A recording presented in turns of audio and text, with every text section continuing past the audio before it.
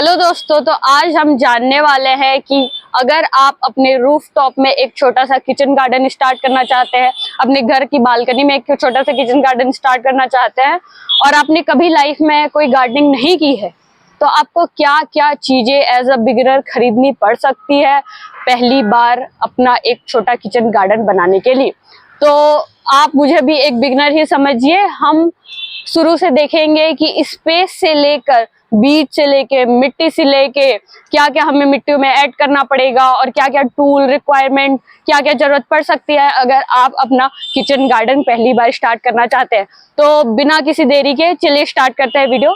सबसे पहले आपको जरूरत होने वाली है, जिसकी कमी कोई भी दुकान पूरी नहीं कर सकता, वो है स्पेस।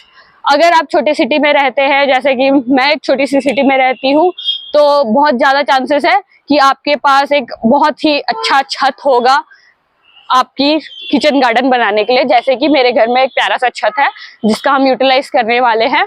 अगर आप टायर 2 या 3 की सिटीज में फ्लैट्स वगैरह में रहते हैं तो वहाँ पे अच्छा खासा छत होना एक बहुत ही बड़ी प्रिविलेज की बात है। तो अगर आप फ्लैट्स में रहते हैं, अगर आपके पास मिड साइज की भी एक मध्य वर्ग की भी बालकनी है, मध्य साइज की भी बालकनी है, तो आप डेफिनेटली अपना किचन गार्डन स्टार्ट कर सकते हैं। अगर आप उस स्पेस को सही तरीके से यूटिलाइज करेंगे तो आप सर्दी की गर्मियों की अलग अलग समय की बहुत सारी सब्जियां साल भर उगा सकते हैं। तो अगर आपके पास छोटे साइज की भी बालकनी है या फिर अच्छा खासा छत है तो ये आपको रोकना नहीं चाहिए किचन गार्डन स्टार्ट करने के लिए।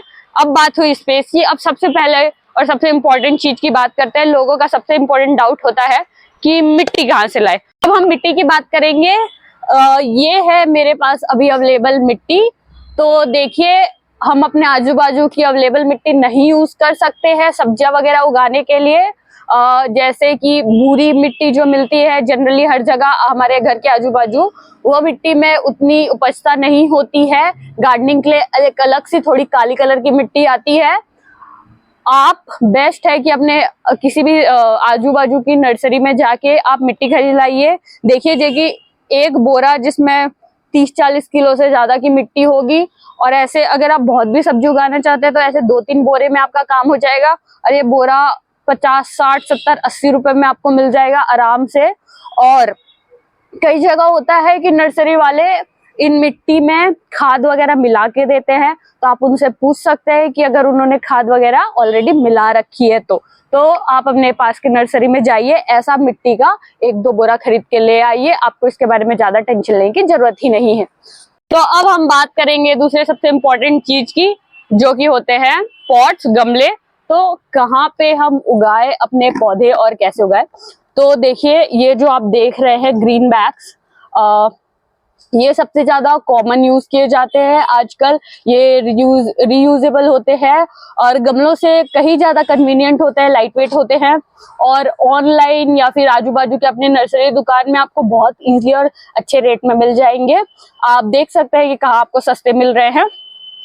और वीडियो के एंड में हम सारे अपने चीजों का जितना हमें पैसा लगा है जोड़ के बताएंगे कि स्टार्टिंग बजट आपका क्या होना चाहिए सारी बेसिक चीजें खरीदने के लिए। तो ये हो गया बात एक ग्रो बैग का, इसे ग्रो बैग कहा जाता है और ये सारे साइज के आते हैं, तो आप अपने रिक्वायरमेंट के अकॉर्डिंग अपने साइज का खरीद सकते हैं। उसके बाद मेरे पास कुछ ये गमले हैं। ये मैं अपने पापा के ही दुकान से लेके आई हूँ, तो मैंने इसके कोई पैसे नहीं दिए हैं।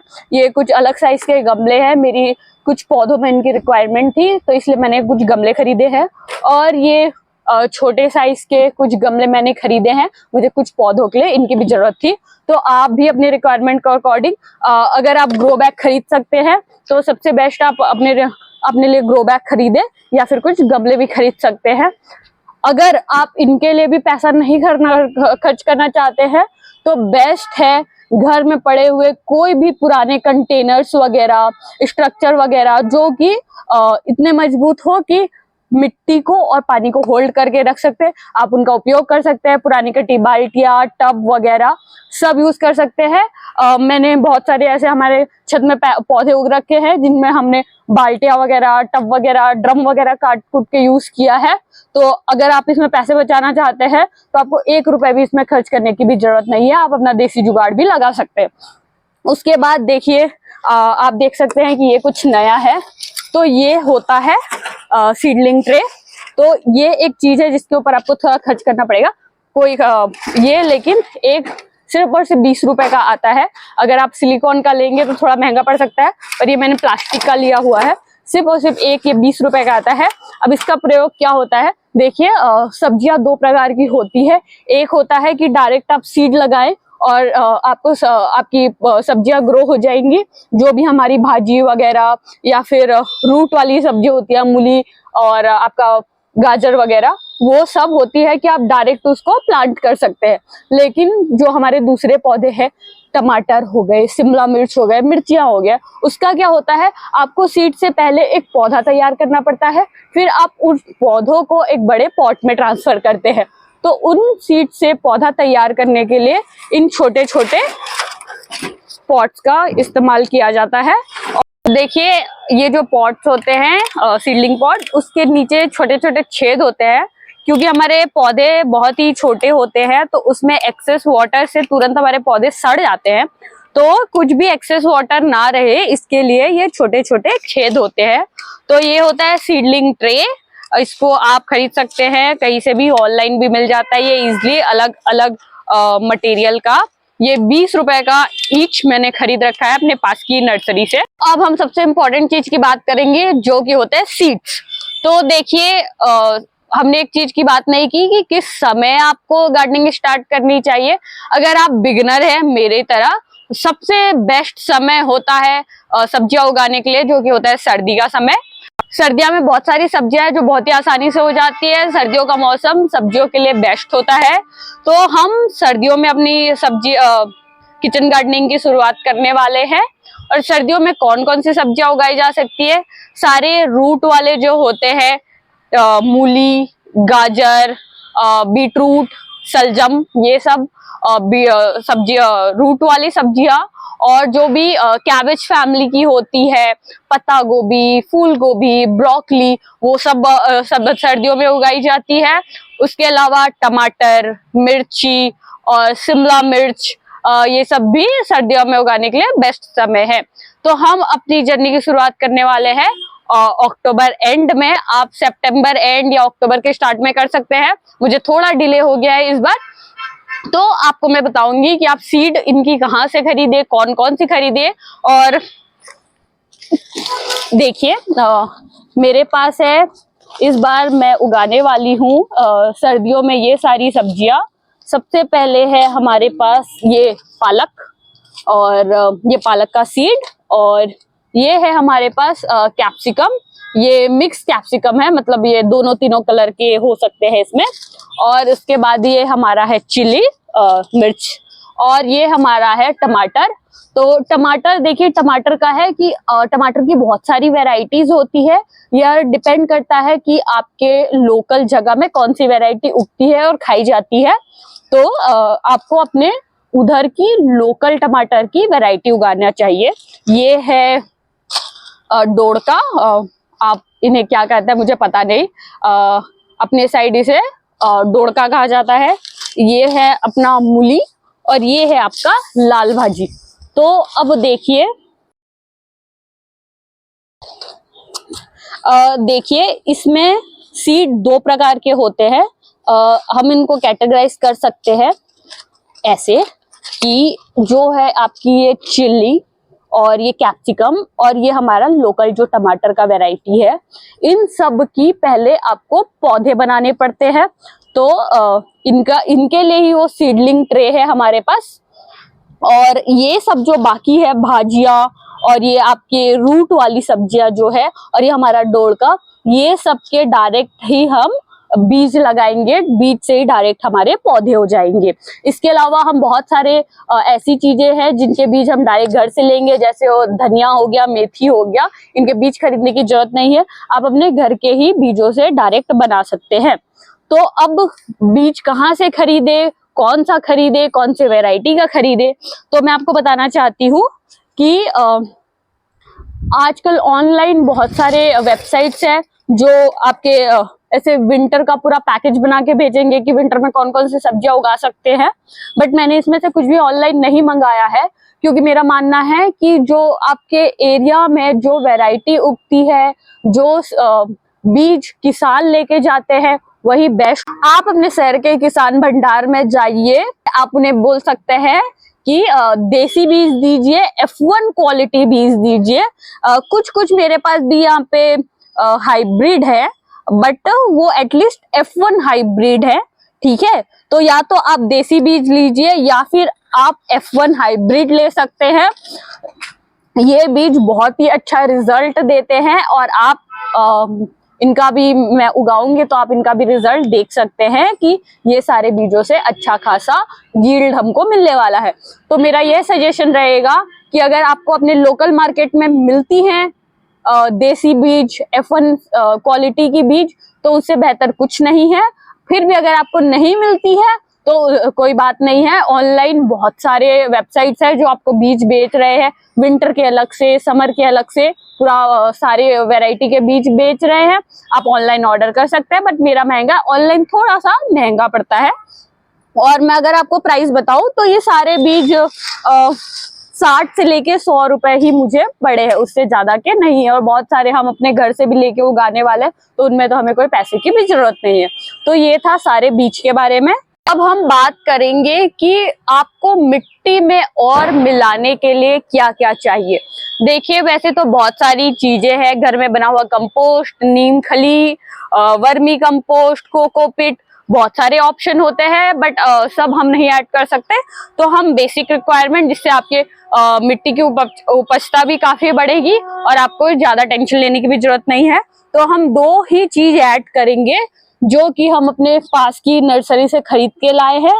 उसमें से एक है ये कोकोपीट, जिसके बारे में बताऊंगी, और ये दूसरा होता है वर्मी कंपोस्ट। तो देखिए, कोकोपीट क्या है। कोकोपीट नारियल के छिलके से ही बना होता है। कोकोपीट अगर आप ऑनलाइन मंगाते हैं तो कोकोपीट एक ब्लॉक में आता है ऑनलाइन, 5 किलो का, 2 किलो का, ऐसा ब्लॉक ऑनलाइन आता है।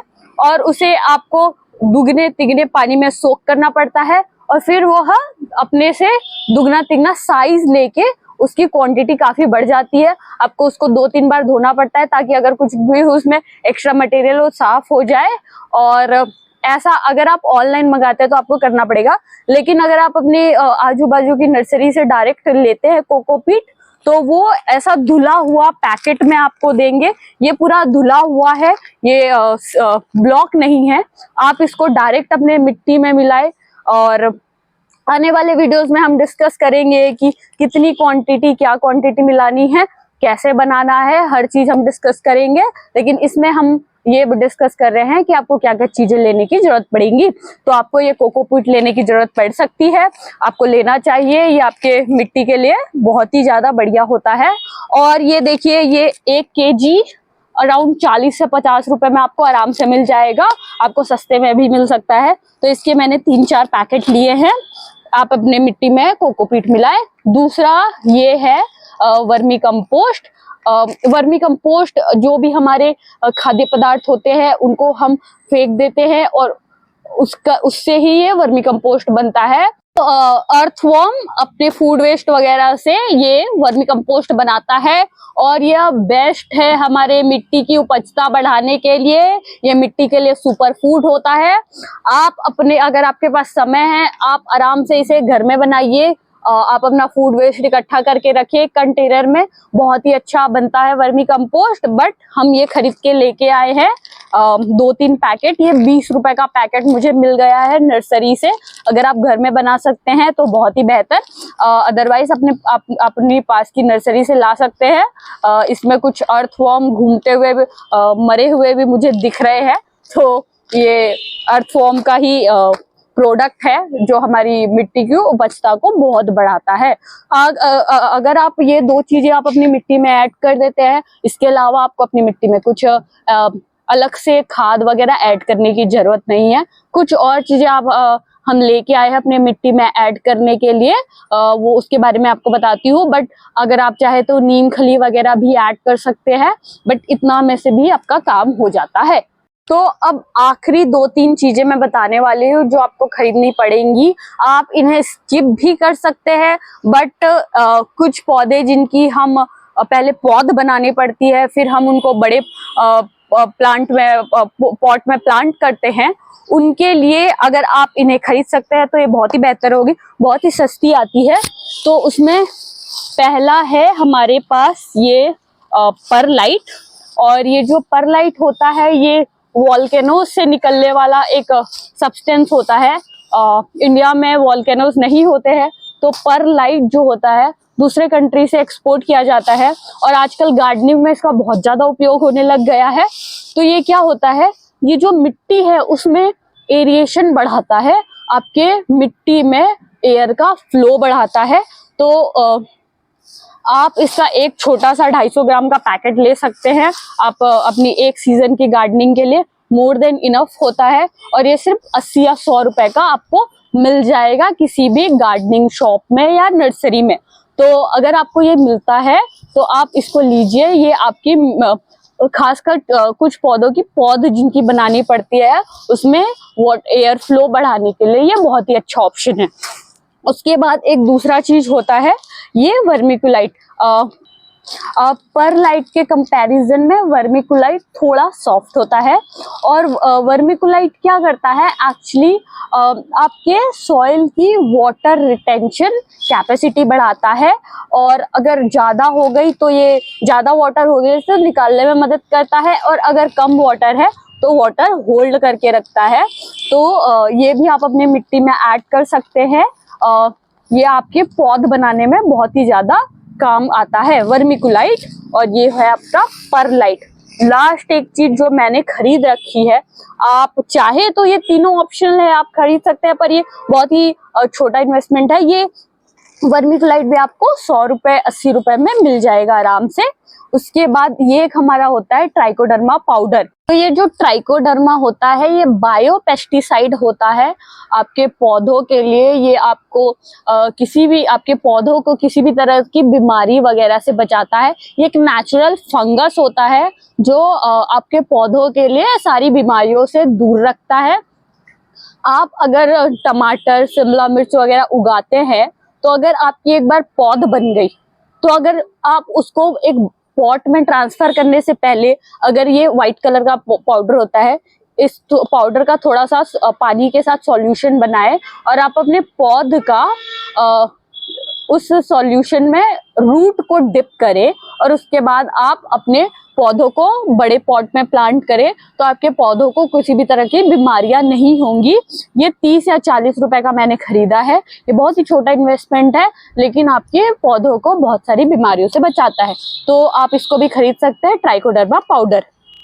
यही सारी बेसिक चीजें हैं जो आपको खरीदनी पड़ेंगी अपने होम गार्डन किचन गार्डन बनाने के लिए। इसके अलावा 2-3 छोटे मोटे टूल्स आपको यूज करने सकते हैं। अगर आप स्टार्ट ही कर रहे हैं तो आपको कोई फैंसी टूल्स किट वगैरह में पैसे इन्वेस्ट करने की जरूरत नहीं है। एक खुरपी आपके पास नहीं भी है तो कोई भी आप खोदने वाली चीज का उपयोग कर सकते हैं। एक खुरपी, एक आपको चाहिए पानी डालने के लिए, आप किसी भी प्लास्टिक की दुकान से वो स्प्रे वाला भी खरीद सकते हैं 30-40 रुपए में, उसमें भी आपको पैसा खर्च करने की कोई जरूरत नहीं। टूल्स में मैंने अपने साइड से 20-30 रुपए ही खर्च किए होंगे। मेरे स्प्रे का वो ढक्कन खराब हो गया था, मैंने उसका 20-30 रुपए का सिर्फ ढक्कन खरीदा है।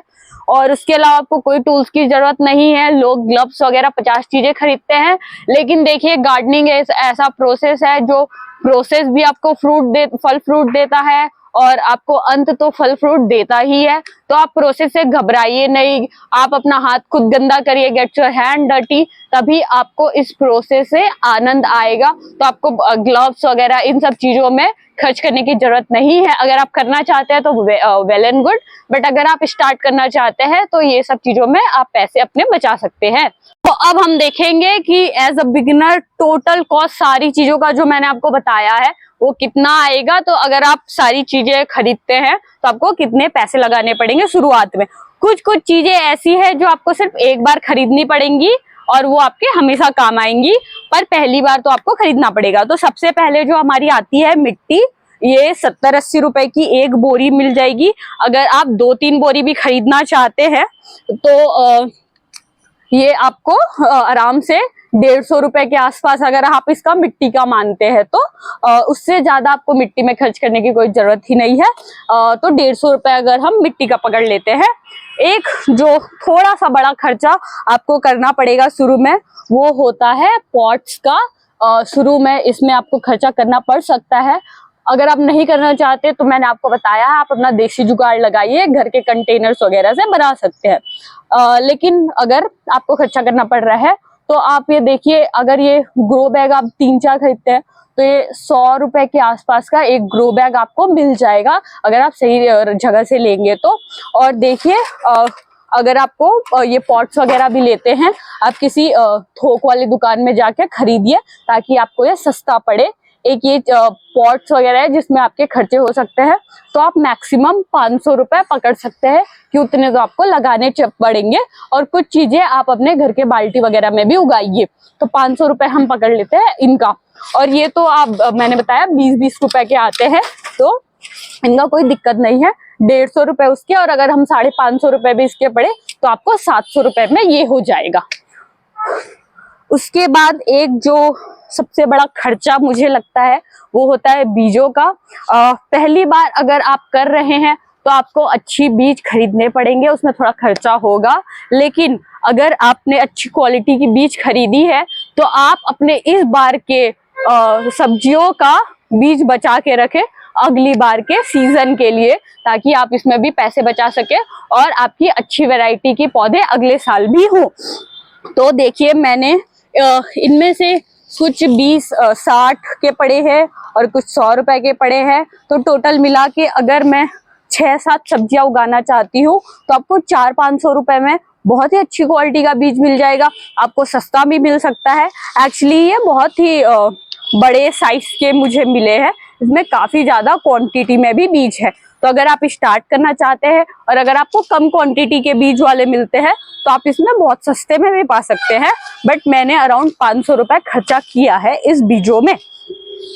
उसके बाद अगला हमारा ये आखिरी जिसमें मैंने थोड़ा खर्चा किया है वो है मैंने अराउंड 200 रुपए खर्च किए हैं आपके ये कोकोपीट में, और अराउंड 50-60 रुपए मैंने वर्मी कंपोस्ट में खर्च किए हैं। उसके अलावा मैंने अराउंड 250 रुपए परलाइट, वर्मीकुलाइट और ट्राइकोडर्मा पाउडर में खर्च। अगर आप सारे चीजों को आप मिलाओगे तो अराउंड 1600 से 1700 का खर्चा बैठता है। इसमें से बहुत सारा ऐसा खर्चा है जो आपको बार बार नहीं करना पड़ेगा, और मैंने ये मैक्सिमम पकड़ के रखा है। आप चाहे तो जुगाड़ से इसे काफी हद तक कम कर सकते हैं, लेकिन अगर आप अच्छे से करना चाहते हैं तो आप 1500 से 2000 का एक मिनिमम बजट रखिए।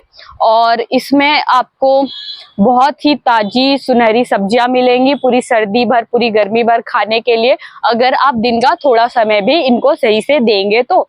और देखिए, अगर आप सोचेंगे कि पहली बार में आपको अपने पैसे पूरे रिटर्न मिल जाएंगे, तो ऐसा नहीं होता है। गार्डनिंग का जो प्रोसेस है वही हमारे लिए, समझिए, वही हमारे लिए एक फल होता है हमारे इन्वेस्टमेंट का। 2-3 साल अगर आप कंटिन्यूसली करते हैं तो हाँ, शायद आपके और अच्छे से आपकी यील्ड होती है तो शायद आपके पैसे वसूल हो सकते हैं, लेकिन शुरू में तो आपके उतनी सब्जियां नहीं हो पाएंगे कि आपके पूरे पैसे वसूल हो जाएंगे। बट जो सेटिस्फैक्शन आपको मिलने वाला है इस प्रोसेस में, आप एक बार करके देखिए, फिर आपको खुद ही अंदाजा हो जाएगा। आप हर साल इंतजार ही करेंगे सही समय का, सही सब्जियां उगाने का। तो इसी के साथ हम ये वीडियो खत्म करते हैं। आपके अगर कुछ भी क्वेश्चंस है तो प्लीज कमेंट सेक्शन में जरूर डालें। तो आप कृपया करके मेरे चैनल को सब्सक्राइब करें, मेरे साथ मेरी गार्डनिंग जर्नी का हिस्सा बने, क्योंकि हम आपके गार्डनिंग से रिलेटेड जो भी डाउट होने वाले हैं, हम उनके वीडियो जरूर लाने वाले हैं। इसके साथ साथ हम आगे सॉइल मिक्स बनाने से लेके, बीज उगाने से लेके, पौधे उगाने से लेके सब्जियां खाने तक का सारा प्रोसेस हम डॉक्यूमेंट करने वाला है इस चैनल पे। तो कृपया करके प्लीज सब्सक्राइब करिए। और हैप्पी गार्डनिंग।